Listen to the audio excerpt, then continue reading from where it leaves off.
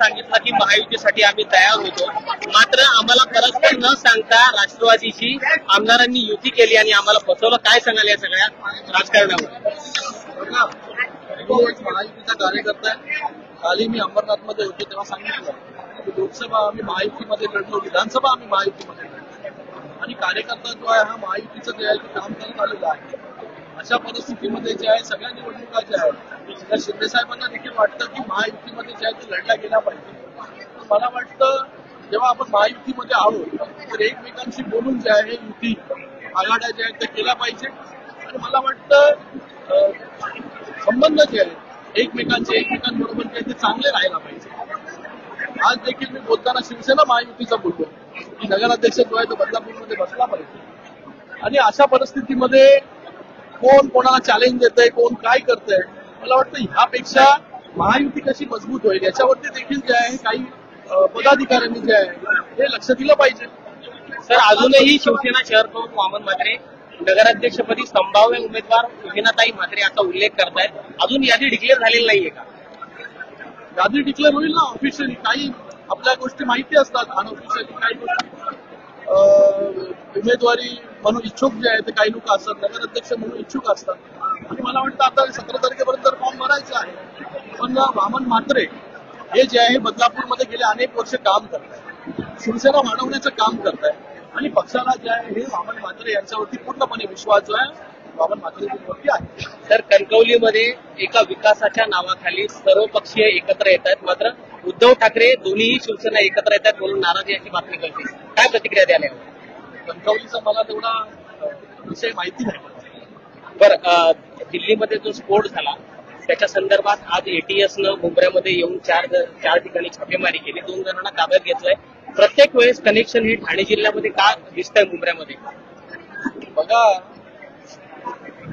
वेगवेगळ्या भागामध्ये जे आहे ह्या गतिविधी ज्या आहेत त्या सुरू असतात आणि मला वाटतं बॉम्बस्फोट झाला आणि त्याच्यात 36 तासामध्ये जे आहे हे आरोपीला पकडण्याचं काम जे आहे हे पोलिसांनी एटीएसनी केलेलं आहे. मला वाटतं खूप मोठी गोष्ट आहे आणि याच्यामध्ये नेहमी असं झालं नाही की बाबा जो त्याच्या मागे सूत्रधार आहे किंवा कोण त्याच्यामध्ये इन्व्हॉल्व आहे त्याला पकडलेलं नाही.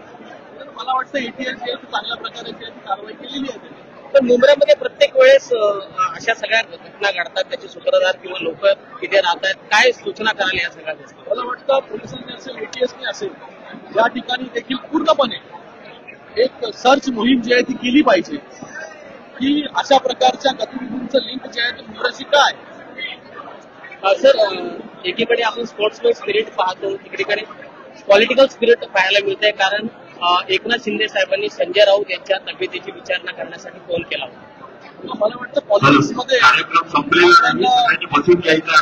एक दुसऱ्याला काय टीका टिप्पणी करतो आणि शिंदे साहेबांचं नेहमी कोणी किती त्यांच्यावरती टीका केली, काही केलं तरी शिंदे साहेबांमधलं जी संवेदना आहे ती संपलेली नाही.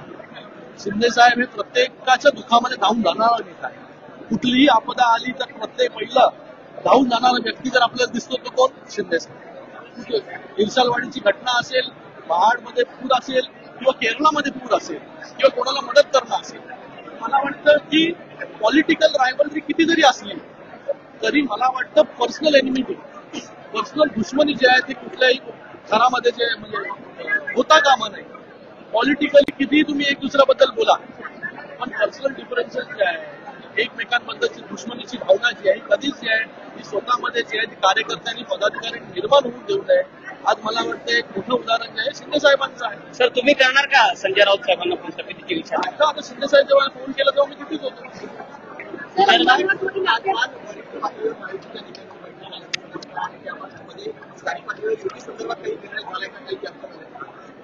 मला वाटतं चर्चा ज्या त्या सुरू आहेत आणि आम्ही नेहमीच महायुतीच्या साठी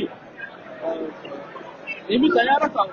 पण मला वाटतं टाळी जी आहे ती एका हाताने वाजत नाही, टाळी दोन्ही हाताने वाजते. तर सगळ्या नेत्यांना मला एवढं आवाहन करायचंय, निवेदन करायचंय की अशा जेव्हा आपण मोठ्या निवडणुका लढल्या, लोकसभा, विधानसभा, तेव्हा जे कार्यकर्त्यांनी आपल्याला निवडून दिलं. आता कार्यकर्त्यांच्या जेव्हा निवडणुका आल्या तेव्हा आपण जे आहे हे निवडणुका ज्या आहेत त्या वेगवेगळ्या लढतोय पण याच्यासाठी सगळ्यांनी इनिशिएटिव्ह घेणं गरजेचं आहे. जसं मी म्हणालो की काही जे आहे ते एका हाताने वाजत नाही. शेवटच्या क्षणापर्यंत आपण प्रयत्न काल काल माझ्याकडे राष्ट्रवादीचे बदलापूर अंबरनाथसाठी आले होते त्यांचे नेते, त्यांच्याबरोबर मी सुद्धा बसलो.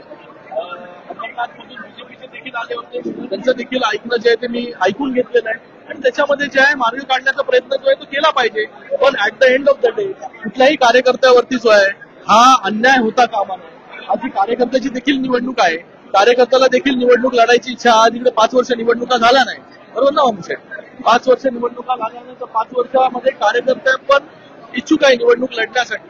तर मला वाटतं या सगळ्या गोष्टी आज स्थानिक स्तरावरती देखील काही सोल्युशन जे आहे ते मिळतंय. स्थानिक लेवलवरून आमचे पदाधिकारी कार्यकर्ते काय म्हणतात याचं देखील ऐकून घेण्याचं काम जे आहे ते पक्ष करेल आणि त्याच्या मधूनच एक योग्य निर्णय जो आहे तो घेतला जाईल. वामन मात्रेंनी सूचना केली की जी चिखलोलीला मेट्रो आलेली आहे ती बदलापूरपर्यंत येईल. 100% येईल. कल्याणपर्यंत, ठाण्यापर्यंत मेट्रो आली ती आता कल्याणला आलेली. आता कल्याणची मेट्रो आली उल्हासनगर चिखलोलीपर्यंत आली, अंबरनाथपर्यंत. भविष्यामध्ये पुढे देखील जी आहे ती मेट्रो नेण्याचं काम आम्ही करू. 2 स्टेशन त्यांना वाढवायचे.